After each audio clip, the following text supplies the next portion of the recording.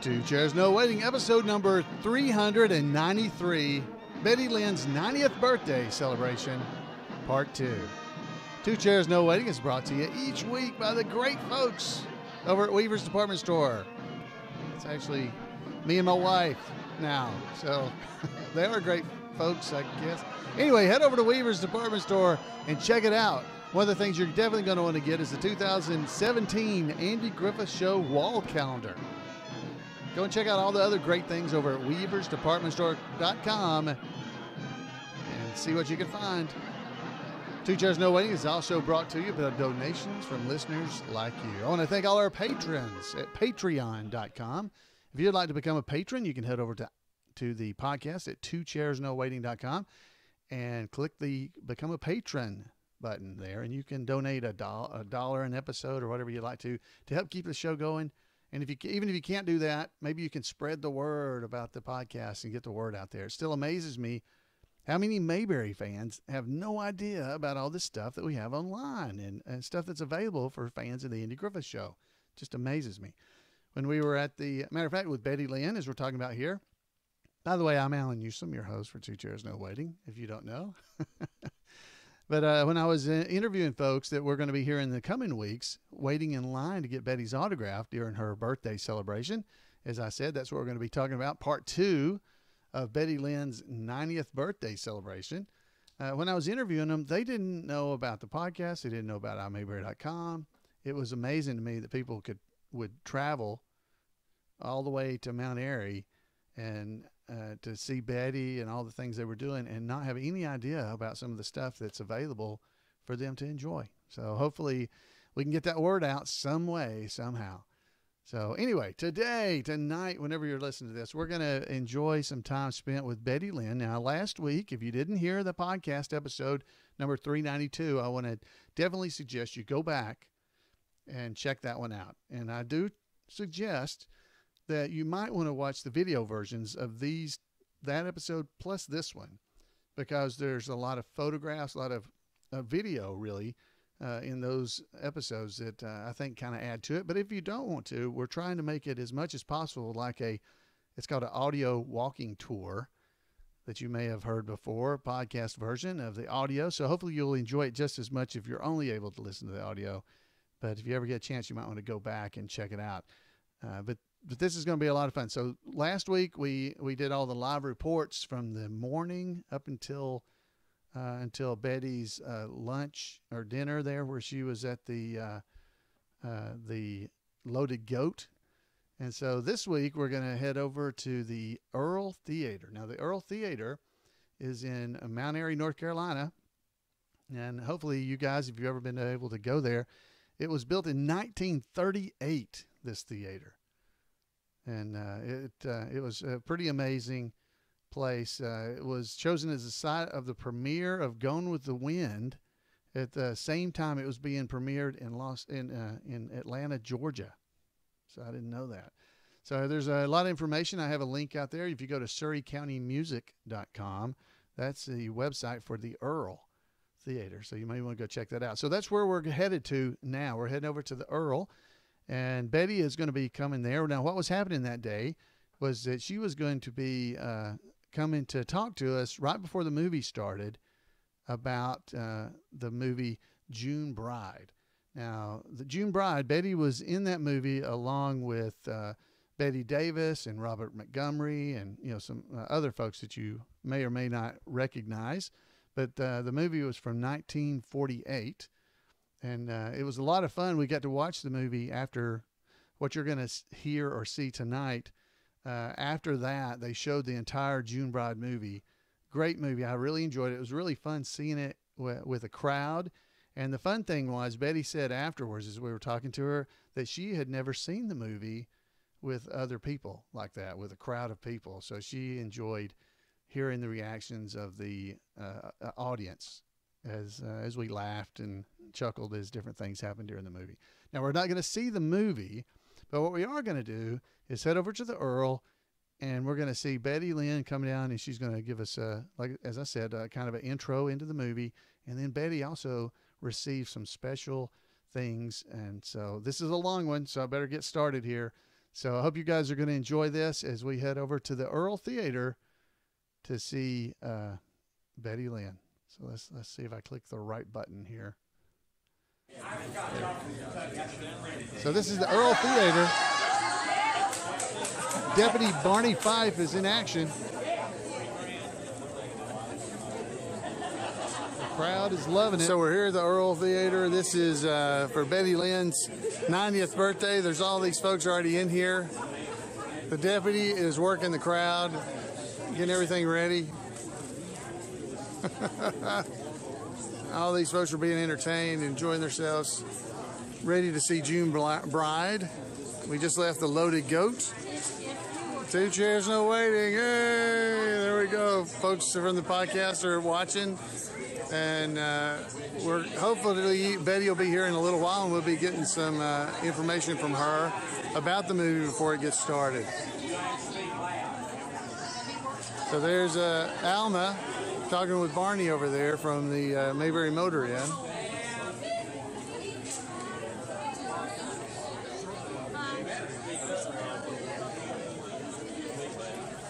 So Barney's working the crowd there at the theater, and the video you're panning around and seeing the theater.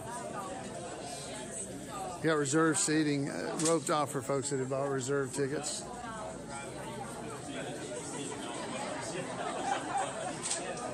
Everybody is videoing the Mayberry deputy there with their phones. If you look around, look at them all, videoing and taking pictures.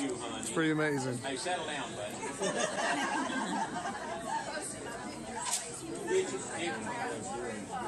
What they say.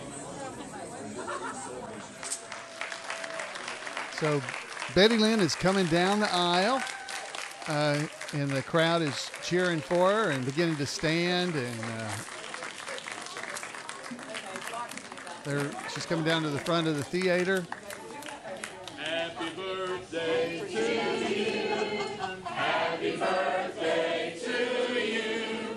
Happy birthday, dear Betty. Happy birthday to you. Somebody was off. Well, I'll float around and see what it is. Not a lick.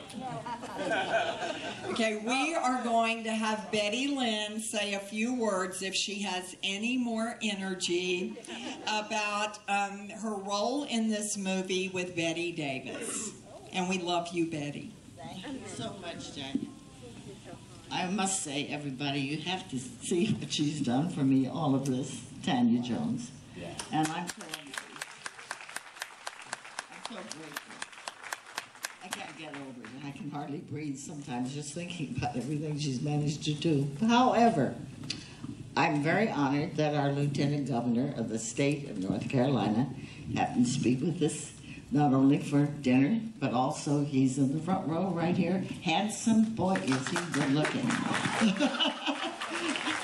You have to vote for people that look like that. Gosh, he's darling. And his assistant is here, Hal, also another handsome man. I tell you, I don't know about politicians anymore. They used to look so craggly and old and funny, like me now. But boy, if they all look like these two, I don't know.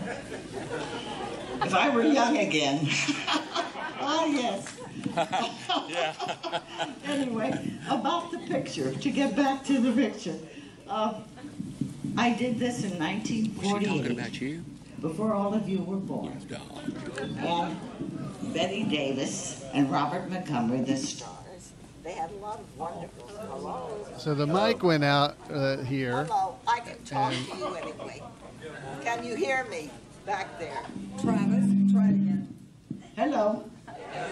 There it is. Is it on? Yep. Oh, good. Okay.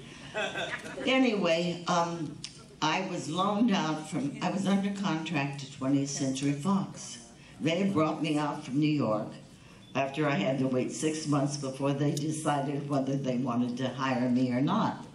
So when I'd go to try to get a job somewhere, my agents would have to say, but Fox, finally head of the studio, Daryl Zanuck, decided to hire me, I guess. Anyhow, they brought me out from New York, and my mother, I was allowed to pick her up in Kansas City, Missouri, where I was born and grew up, and she had to sign the papers because I was underage. So we get to California, and so I did Sitting Pretty, the first picture I was in 1948, with Robert Young and Maureen O'Hara, and all of a sudden went blank, Clifton Webb.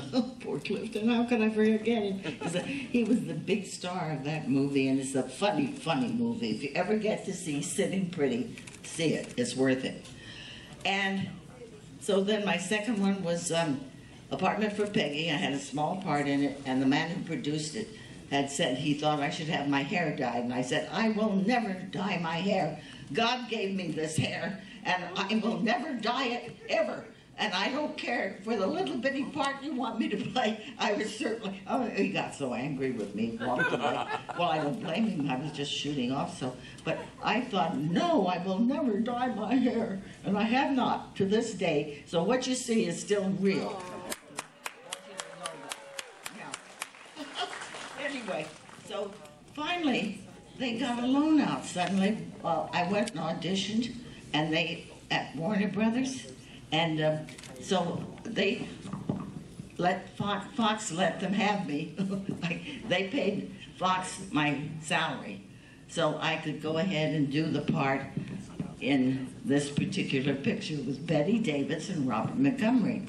And of course, that was a big thrill, I have to say. I was working with very important people in those days in the industry, and I wonder if I even realized it was all coming to me so fast, but it was wonderful. And so the first day of work, they'd call Betty on the set. Well, I'd run in, and Betty Davis would run in, and we'd face each other in the middle of the set. And then next thing you know, it'd be her or me. Then pretty soon, Betty on the set. We'd both run in again. And finally she said, would you mind if we called you the character name? I said, I don't care what you call me, Miss Davis, you can call me anything you want. I meant that. I didn't care. However, the name of the character was Boo. So, yes, so from then on, she called me Boo, and she'd introduce me to people as Boo Lynn. This is Boo Lynn. She'd invite me to a party sometimes. Bring a bow, Boo. Another time, after my mother died, my Aunt Loretta, my mother's older sister, had stayed with me for a while after her death. And the phone rang, and my Aunt Loretta picked it up, and I heard her say, who? And pretty soon, who? And pretty soon, who? I thought, what is it? I went over, I took the phone. I said, hello, it was Betty. And Betty was saying, boo, and my Aunt Loretta was saying, who? It meant nothing to my Aunt Loretta. You know, boo. She never thought it was me. Anyway, it was so funny. But from then on, now and then, there's some book written about Betty or something, and it sometimes mentions Boo Lynn. They don't call me, just Boo Lynn. So I was Boo forever until the last I ever saw Betty. I was still Boo to her. And so I kind of like that name, I must say. I have a godson, and his family call me Boo, so that's kind of nice, I think. I appreciate it. Well, anyway, I hope you'll enjoy this. A director was Bertain Windust, and he, I think Henry Blanky may have been the producer, I kind of forget, but when he had never done a movie before, and the crew wasn't helping him out a lot. I don't know why they weren't, but sometimes things happen, I guess. But he was a very nice man. I worked with him later, Ray Milland show, years ago. I worked with him again. He directed that. But anyway, that's about the whole story of this particular movie, and I love doing it. And working with Robert Montgomery was wonderful. Years later, he took me to lunch at Rockefeller Center where they do the skating, you know, and everything. And we had lunch together. So that was really nice. Wow. I look forward. I was surprised. I'm really glad to see him. So I enjoyed the two of them individually at different times in their lives. So I like both of them very much. So I hope you like this. It's not a roaring movie, but it has some nice things about it, and it's humorous, so I hope you like it.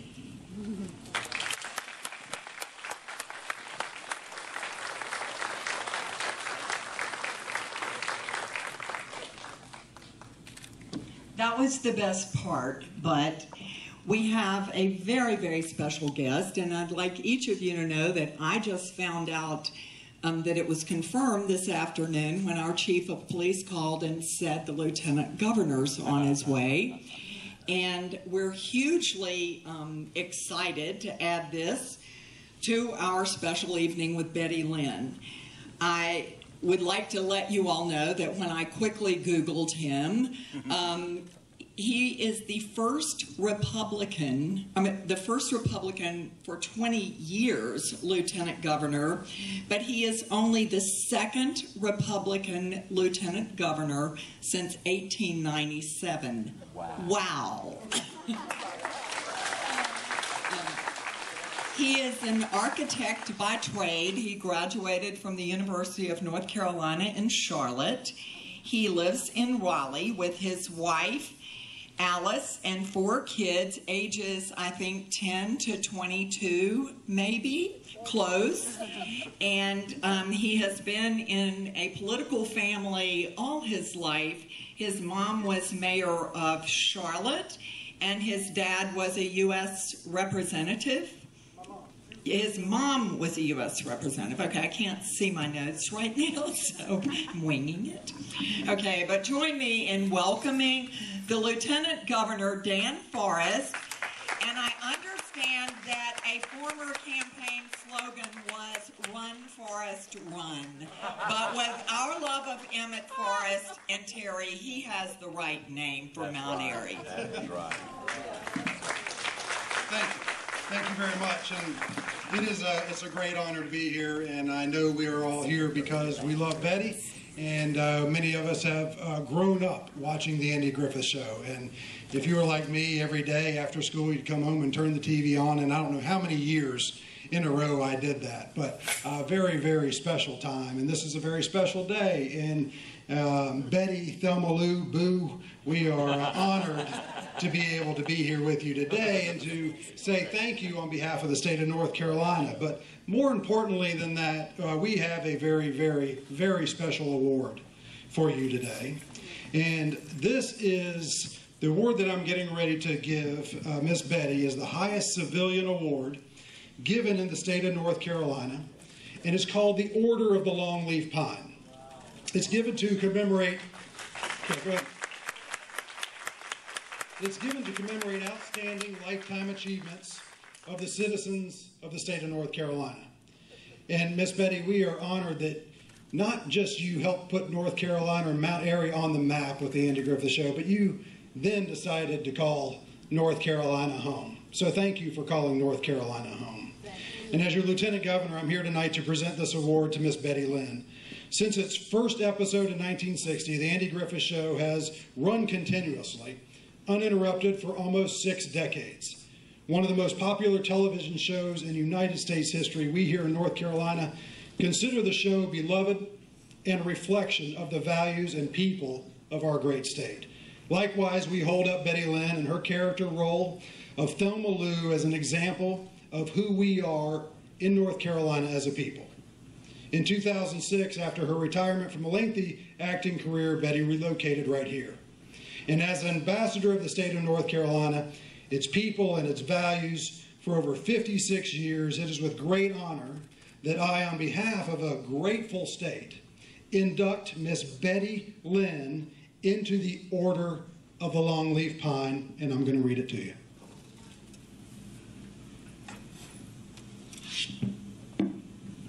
I'm going to come around here and do this so you can see it. State of North Carolina, Pat McCrory, Governor, reposing special confidence in the integrity, learning, and zeal of Betty Lynn, I do by these presents confer the Order of the Longleaf Pine, with the rank of Ambassador Extraordinary, privileged to enjoy fully all rights granted to members of this exalted order, among which is the special privilege to propose the following North Carolina toast in select company anywhere in the free world. And if you know the toast, please join with me. Here's to the land of the long leaf pine, the summer land where the sun doth shine, where the weak grow strong and the strong grow great. Here's to down home, the old North State. Miss Betty Lynn, congratulations. Wow.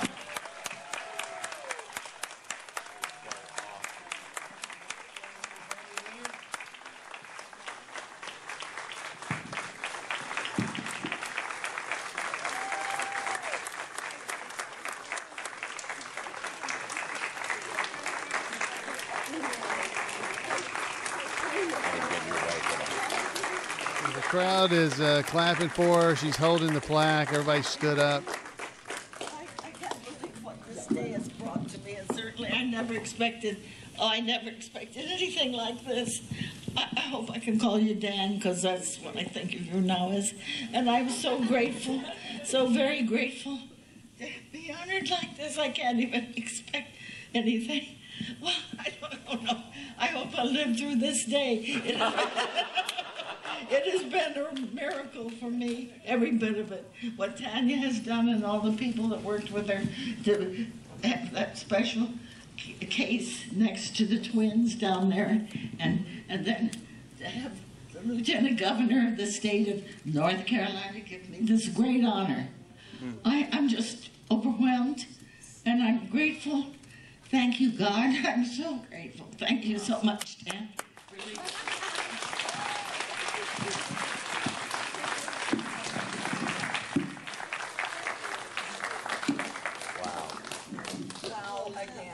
Okay, is this one? Yes, it's working. Okay, this was not one of the things that we thought would surprise Betty, but she deserves each and everything that's happening today. I'm going to ask Sue Brownfield and Bob Ferris to come up and stand with Betty while I tell her one of our surprises that we discussed a few weeks ago before we knew that it was really going to be this big.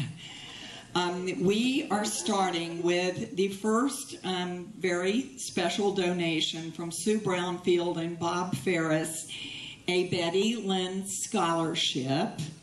And the scholarship will be given each year forever to a deserving student of dance and acting who is pursuing a college and profession in this field.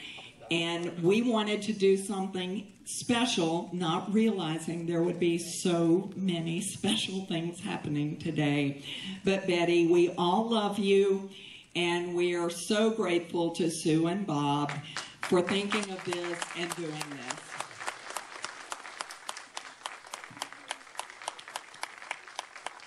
A little presentation. We were thinking that it would be so special if we could get 90 birthday cards for Betty, since that was her age, and we just thought, oh, wouldn't this be cool? Well, now I think we have like a bushel, and Antonia stopped counting them when we were at about 250, and we've dropped, everybody's purse is full of cards today. Our cards are full of gifts and flowers. But Betty, I'm not going to have you open these in front of all your guests, but people from all over the United States have mailed cards to Betty Lynn to give her best wishes on her 90th birthday.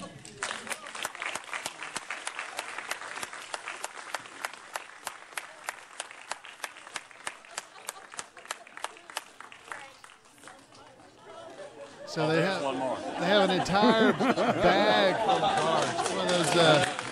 Okay, we have one more wish, and it's going to be on the screen. So I'm going to ask John to roll Betty over so she can share this wish with everybody. It's very short. It's also very sweet. And as soon as we play it and do our little thing, we will play it again. So everybody be very quiet and pay attention so Betty can have her final birthday wish before we see June Bride. Betty Lynn, Ron Howard, Clint Howard. You remember we've worked with you. Good to meet little Leon. Betty Lynn, it was great seeing you last year, where we had the opportunity to visit. And, you know, I'm sorry I can't be there tonight to share this moment and see this movie again with you. But I also know that tomorrow's going to be a big day. Yeah, I think it is a really special day for you, Betty. With a number that we don't need to mention, but you should be proud of. And so with that in mind, you know, from Los Angeles, California, some birthday roses. The Howards wish you a very happy birthday. Love you, Betty Lynn. Take care.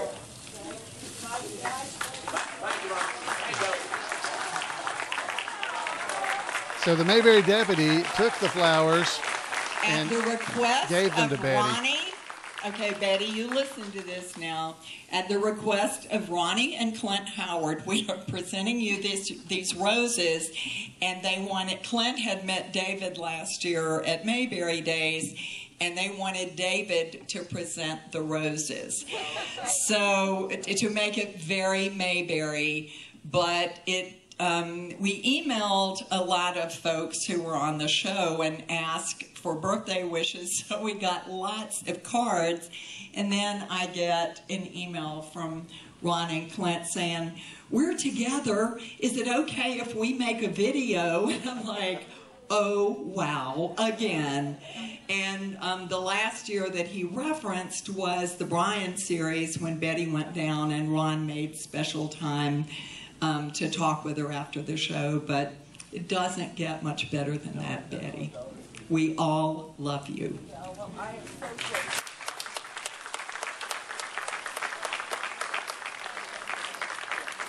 So everybody's clapping for her, and that was the last thing that happened before they actually showed the movie. Guys, it was a huge day. Betty had been, I'm amazed, 90 years old. She spent all day signing autographs, going to eat with us, getting a museum exhibit opened in her honor, and then all this stuff. And was that not absolutely awesome with Ron and Clint? Wow. And they did show it again. There's no reason to show it here on the podcast, because if you would like to listen or watch that again, just rewind and you can watch it again. But that was absolutely amazing. Wow. What a great, great day it was. And I was so honored to be able to be there and kind of represent you guys, you listeners of this podcast. And hopefully I've been able to bring some of it to you so that you can feel like you were a part of it as well. Many of you listeners and viewers of the video version sent in cards. So there you got to see 250 birthday cards, plus they quit counting at 250 because they had too many. And they had a great big bag full of them, and I believe that may not have been all of them. So it was a great day, just an amazing time to be able to spend with Betty Lynn and just show Thelma Lou, you know, just how much we all appreciate her and just the Andy Griffith Show and what she's done to just make us all happy for so many years. It was really amazing. So, folks, this is a long episode. So there's been a lot of folks that have given me feedback, and I got some pictures from Sarah sent me some pictures from that day. We'll be showing those on upcoming episodes here. Plus, we've got interviews that I did while we were all standing in line. Folks were standing in line to get autographs from Betty. I've got some interviews there. I'm going to have to edit them down and try to fit them where they'll fit into a show. So there'll probably be at least one more episode related to Betty Lynn's big day, her 90th birthday. I hope you guys have enjoyed these things, and we'll enjoy hearing from some of the folks that were in line. It was really neat. Some of them were from different parts of the country, New Jersey, Oklahoma, I believe. Other places like that were far away, and some from there in North Carolina that had never, I mean, they're maybe an hour away and they'd never made it there. So it was pretty fun to talk to some of them, and hopefully you'll enjoy those as well. So we'll at least have one more episode of that. And then, guys, Mayberry Days is coming up. It's just around the corner, like 2 weeks from now, less than 2 weeks. So hopefully we'll have even more to report after Mayberry Days. More stuff, more fun. It doesn't end in Mayberry. We keep having fun. 393 episodes in. Wow. So if you'd like to support the show, head over to weaversdepartmentstore.com and buy something. Get your calendar, get something, and enjoy yourself. Get something for friends. Draw them into the show. Bring them in. Make sure they know about Mayberry.com. There's just so much Mayberry stuff around here, and I'm afraid people are missing it. Wow, it just kills me. Anyway, thanks for all you do to be a part of the show. I love being able to spend time with you on these episodes and share with just some of the things I found out and know. I love hearing from you, so keep calling. We're going to get those calls and stuff on the air or on the recording. I'm not sure of the right term, but we'll get them. So, folks, until next time, have a great Mayberry week. 888-684-8415 is the number to call. We'll see you next time.